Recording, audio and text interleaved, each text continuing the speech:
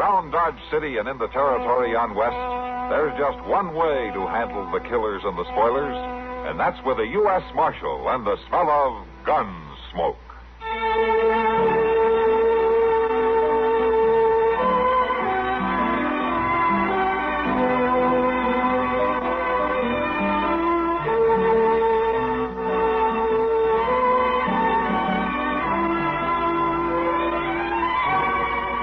Gunsmoke, starring William Conrad. The story of the violence that moved west with young America. And the story of a man who moved with it. I'm that man. Matt Dillon, United States Marshal. The first man they look for and the last they want to meet. It's a chancy job, and it makes a man watchful. And a little lonely.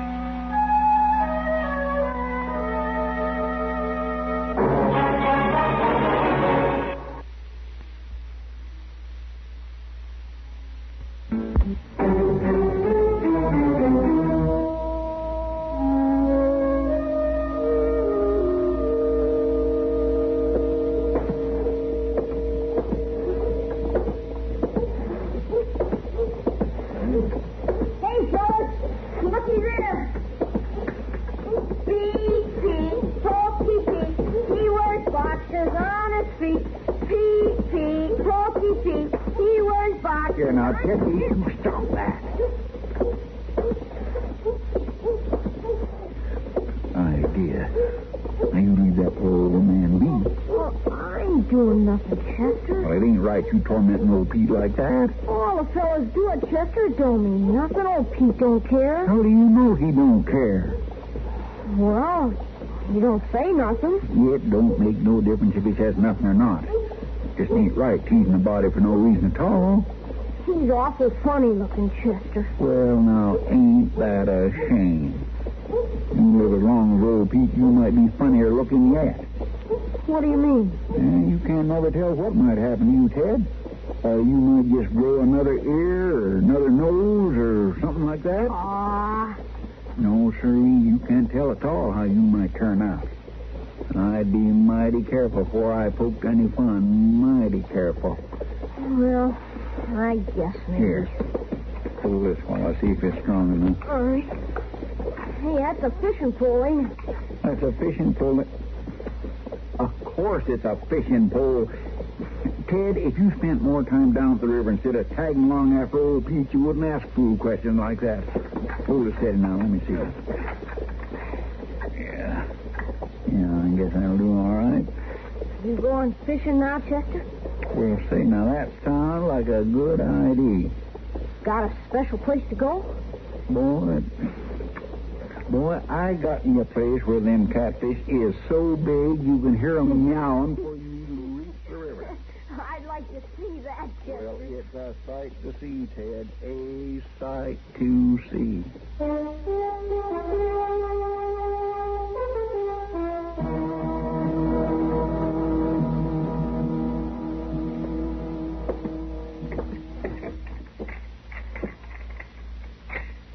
That's real nice.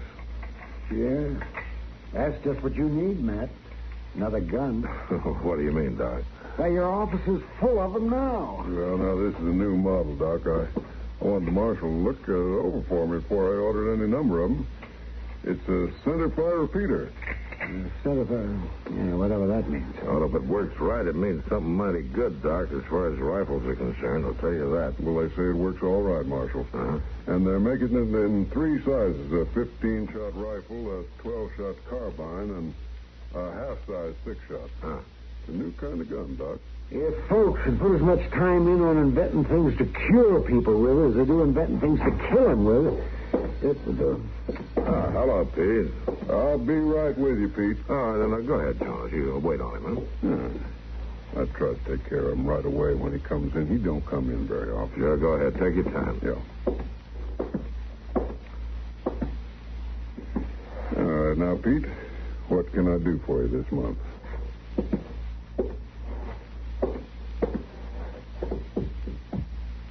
Oh, want some of them candles over there? Now, how many you want, Pete? 6? Oh, just 2. You sure that'll last you the month? All right. Just 2 it is. Now, what else?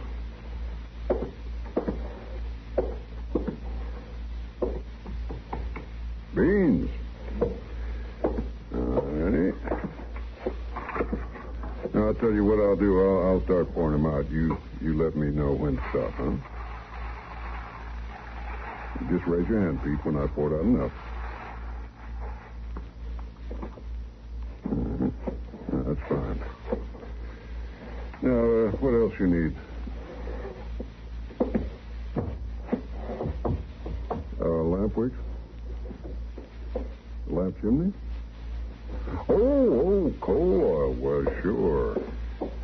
Jonas, we're going to go. I want to catch Jim Buck before he takes the stage out. I'll be back to see the gun later. Oh, well, sure, Marshal. Any old time. So long, Jonas. Thanks, Doc. All right, now, Pete. What else?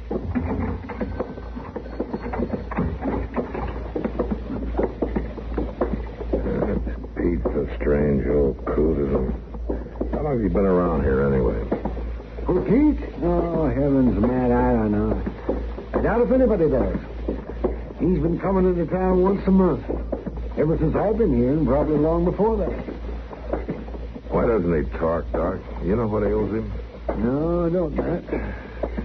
He's never asked for any help. He's never been anywhere near my office. I wonder he's the patient with all the tormenting that he takes. Oh, he's always been gentle with the youngsters. Sometimes you can get riled with grown-ups, though. And talking of getting riled, Chester said he was going to bring a package up from the depot for me. Where is he, anyway? Well, Chester is taking a day off. A day off? What's Chester need with a day off? Well, he told me he wanted to take a friend fishing. Fishing? Oh. Well, I better go down to the depot and get it myself. And I'll see you later, man.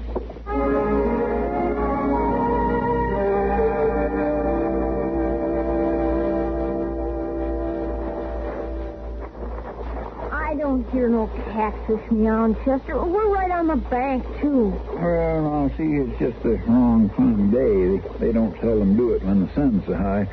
You're more likely to hear him carrying on around supper time. You sure talk funny. Well, I ain't talking funny at nobody the way you were doing to old Pete this morning.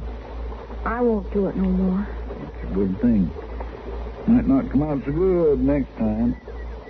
How's that? Well, because old Pete might just turn around and snap you right in two. That's how's that.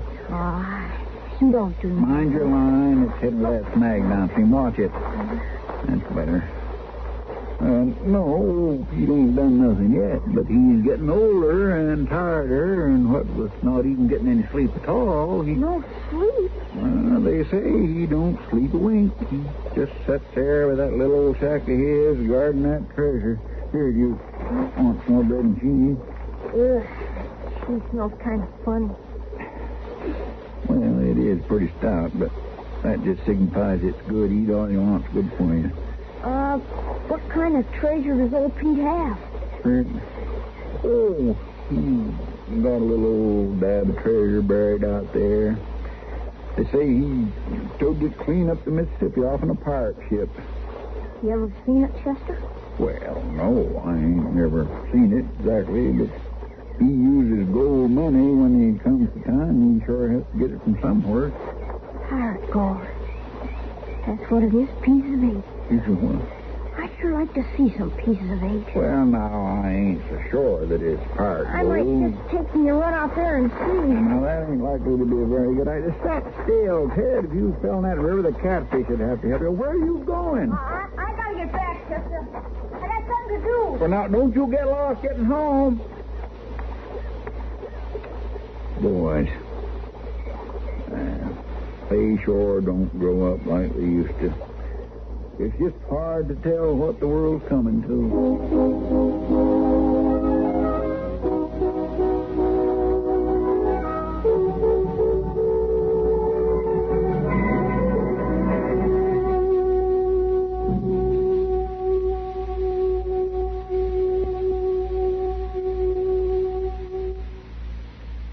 Everywhere you go, across the country trip or across the street party, You carry the fun with you when you own a Columbia stereophonic high-fidelity phonograph.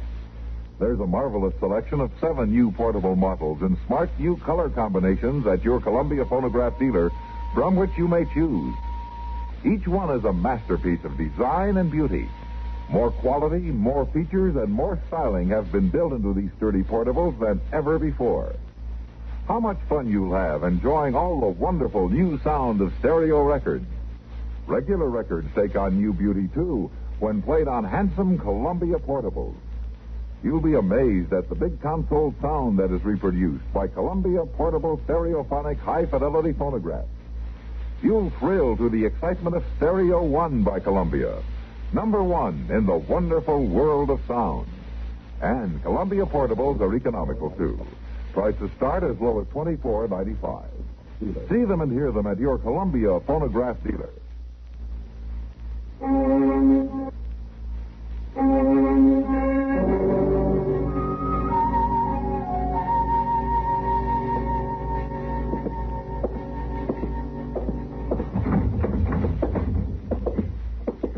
Oh, Matt.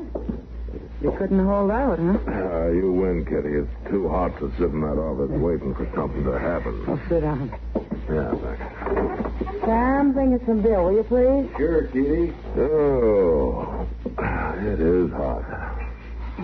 I'm surprised at you, Matt. It's usually Chester who complains about the heat. Well, he'd be complaining. He just isn't here. Well, you know, I feel kind of sorry for Chester running your errands in all this heat. Kitty, Chester is not running my errands. He's fishing. Oh. Here's the beer. Oh, thank you. That's good. Yeah, I can just see him now, sitting out there with his feet in the water someplace fishing. Oh, I'm sorry to hear that, too. Oh, why?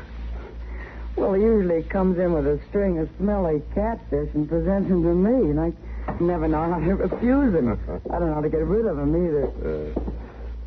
Hello, Pete. Poor old fellow. This is his regular visit to the bar. You could run a calendar the way he comes in here every month. Hello, Pete. He, ever say anything, Kitty? Never. Just puts his money down on the bar, has 3 drinks, no more, no less, and walks on out. He keeps to himself pretty much, doesn't he? Mm-hmm. I wish everybody who steps up to that bar would be as quiet. Those two just coming in to hear you. Bring the bottle. Bring it up here. Hey, little lady. Come on up here and have a drink with us. Come on, have a drink. No, thanks, boys. Not right now. You come up here, and I'll tell you what I'll do. I'll pay for all the glasses I buy. Oh, looks like I better go up there and settle it. Looks like we both better. Now, that's better. So you come with her, mister, all right? I'll buy for you, too. No, thank you. Move right in here. Come on. Give him room, Reed. Well, it ain't me, Mort. It's that big galoot. Well, move him down. Go on, old man. Move along. And don't bother Pete, boys. We got room. Go on, old man. Move. Now, boys. Ain't you here good? Answer me. Ain't you here good? Now, look here. Somebody ought to get a civil answer. All right. That's enough pushing. You think she's too good to talk to me? I'll fix him.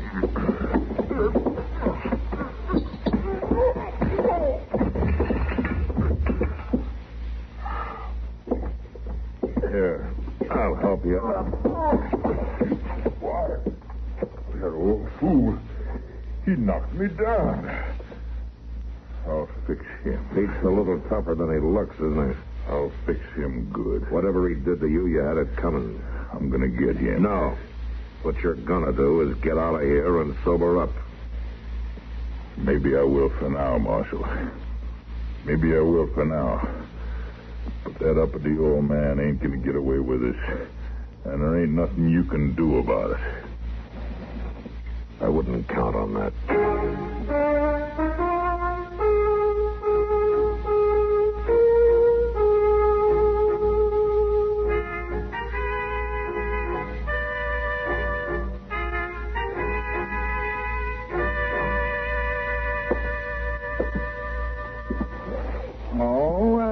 Don't all right. If you don't want these fish, I'll just take 'em right on over and give 'em to Miss Kitty. I don't think I'd do that if I were you, Chester.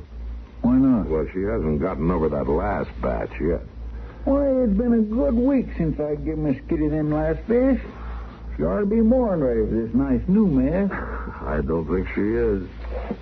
Well, I swear, I just don't know what's the use of a fellow putting in all that time fishing if nobody ain't going to appreciate it. Hello, Miss Gates. Hello, Addie. Come in. Matt, I'm afraid I need your help. Oh, sure, Addie. Sit down and tell me about it. Get her a chair, will you, Chester? Yes, sir. Here you are. Thank you, Chester. All right, Addie, what's the trouble? It's my boy, Ted. Why, he's a nice young'un. He couldn't be in no trouble. Never mind, Chester. What about Ted? Well, he isn't home. Wasn't home all day and didn't come home to supper. That's not like him, Matt. I'm afraid for him. Oh, no, Addie, boys his age get to feeling pretty big. Sometimes they just forget to come home right on time. Not Ted. Ever since his pa died, he's taken great stock in doing the evening chores for me. He wouldn't just run off. Shucks, Miss Gates, he's bound to be all right. I seen him this afternoon looking just as fine. You saw him? Why, sure, we was fishing together. Did he come back to town with you? Well, no, ma'am, he didn't. He come back before I did. I kind of wondered about it, too, at the time. How's that? Well, it sure seemed like he was took with the story I was telling him about old Pete and all. But I just started telling him the best part when Ted went on. What part was that, Chester? Well, the part about how old Pete sets up all night guarding that buried treasure. What buried treasure?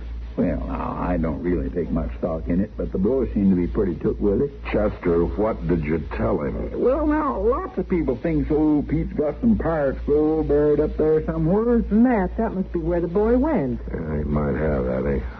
Chester, go get the horses. Yes, sir. Don't worry, Addie. If he's there, we'll bring him back.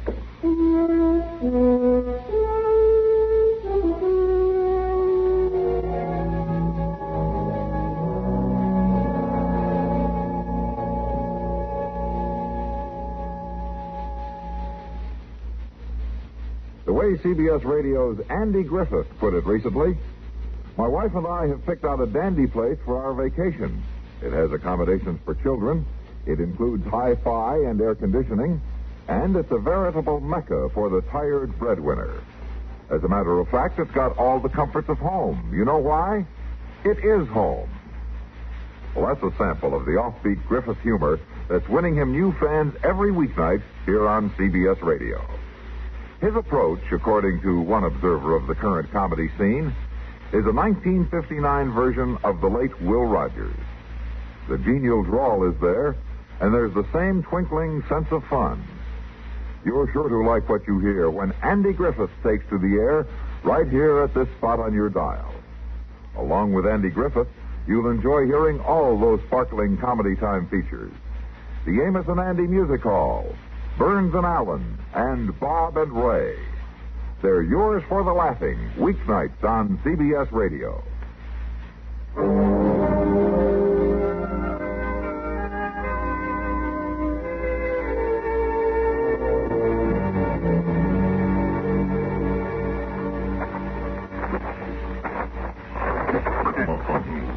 Stop dropping your feet. I ain't so anxious to get there. Told you I was going to get even with the old man, didn't I? I don't see what he done so bad to get his shack burned down. He's got it coming to him. But he didn't do nothing so bad. Well, he didn't sass you. He didn't even say nothing. Shut up and watch where you're going. I can't help it, Mort. I can't see where I'm going. You'll rouse the old man for sure. Don't see why we couldn't have rid up this far. I don't want no horses stomping around. You're bad enough. Now shut up. I want to burn him out without no warning. Here, quiet. It's a kid. Let go, mister. Here, be quiet. What are you doing here? Why? Walk soft. I was just watching for him to come out and guard the treasure, that's all. What's he talking about, Mort? What are you doing here? Come on now, let's have the truth.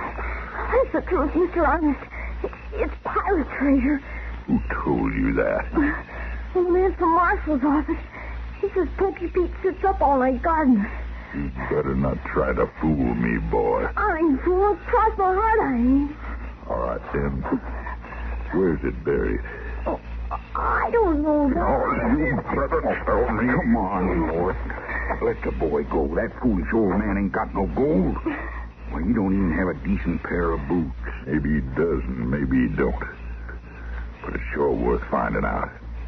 Oh, come on, boy. You tell me where it's buried. I don't know. He's the only one who knows where it is.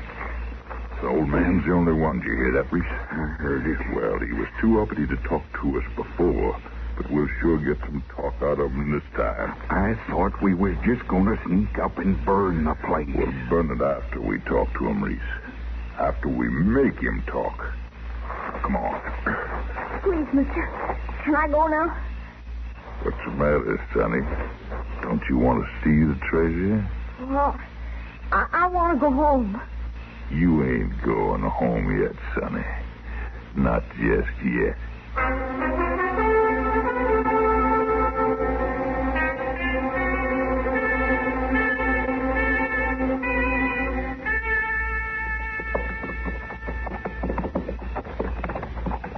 Mr. Dillon? Yeah, Chester.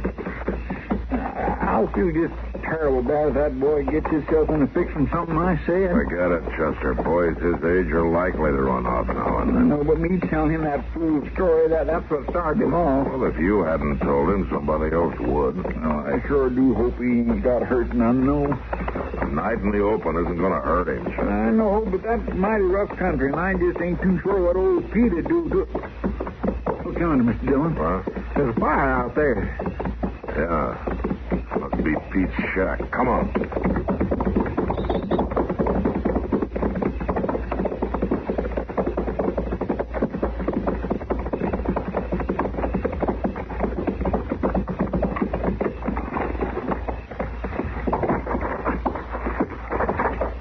Look around. See if anyone's around here.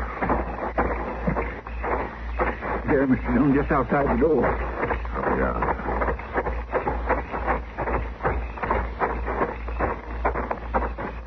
It's Pete. Yeah. Must have got himself out of the door somehow. Is he dead? No, not quite. He's been beaten, and he's burned, and he's still breathing. There's somebody over there, Chester. I'll go see.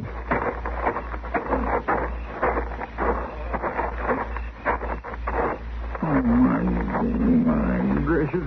Mr. Dillon? Yeah, Chester.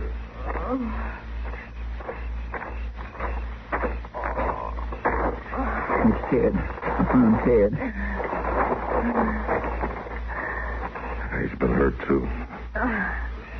Looks like he's coming out of it. I don't say nothing. Take it easy, Ted. You're all right now. Don't hit me, mister. Nobody's going to hit you, Ted. It's Marshal Dillon. Marshal, don't let him get me, Marshal. Don't let him beat me like they did old Pete. Nobody's going to beat you, Ted. You're all right now. I kept asking him, beating him, asking him, beating him. Asking him what, Ted? Where that treasure was. Oh, my gracious. He wouldn't tell him nothing. No matter what they did. Yeah. I bet they'll never find the treasure, Marshal. That's right, Ted. They'll never find it. All right, come on, Chester. Let's get them both to dock.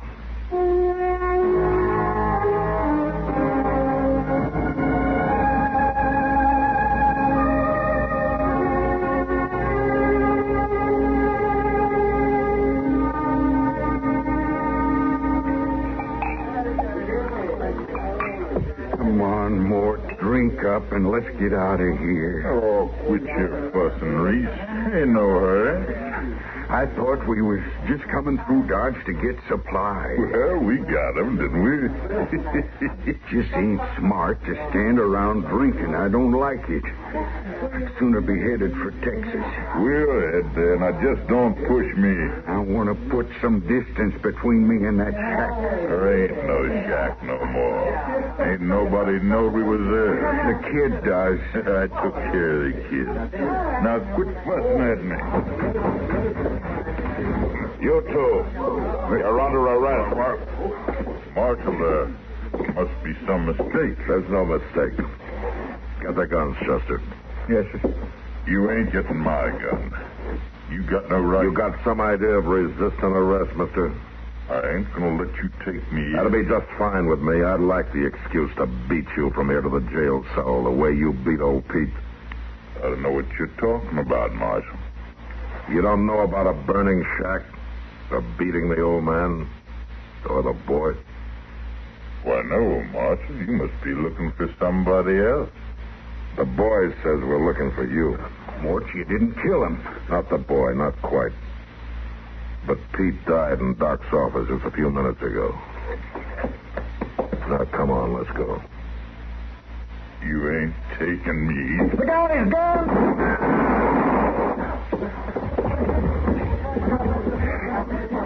You got him, Mr. Dillon? Yeah. Bring the other one along. Now, wait a minute. Now, it wasn't my idea. You did your share. It wasn't my fault. I didn't mean no harm. It was the old man's fault. How do you figure that? Well, if he hadn't have been so uppity about talking, we wouldn't have beat him so bad. You wouldn't have killed him. Well, sure not. We wouldn't have killed him. All he had to do was tell us where the treasure was hid. It was his fault. He couldn't tell you. There was no treasure. Well, then why didn't he say so, the old fool? I'll tell you why he didn't say so. He couldn't talk. He had no tongue. It had been cut out. No tongue? Yeah. Doc discovered it when he examined him. Must have been the Indians who did it years ago. Well, then it's still his fault. He could have let on. Old Pete was too proud to let on for sympathy from the likes of you. He didn't ask for sympathy from anybody. But you can't blame me. Come on, Chester, let's get him out of here.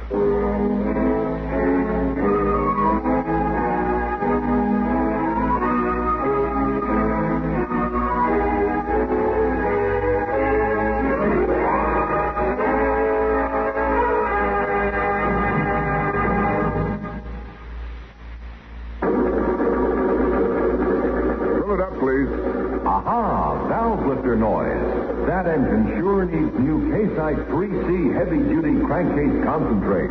Well, it certainly needs something. But the car's practically new. It'll run like new, too, sir, if you keep its engine clean and friction-free with K-Site's new 3C in the crankcase. K-Site 3C with Baron. Quickly stop hydraulic valve lifter noises. Well, I haven't time to leave it now. Maybe when I have more time. Only takes a minute to add a can of K-Site 3C to your oil. K-Site 3C will clean your engine while you drive, cushion the working parts, and stop that noise. And it costs only $1.50. K-Site 3C smooths and quiets your engine, gives it more pep and power, increases gas and oil mileage, too. Only $1.50? Then it works while I drive? Works while you drive. After only a few miles, you'll really notice the difference. K-Site 3C is guaranteed. If you don't get results, you get double your money back.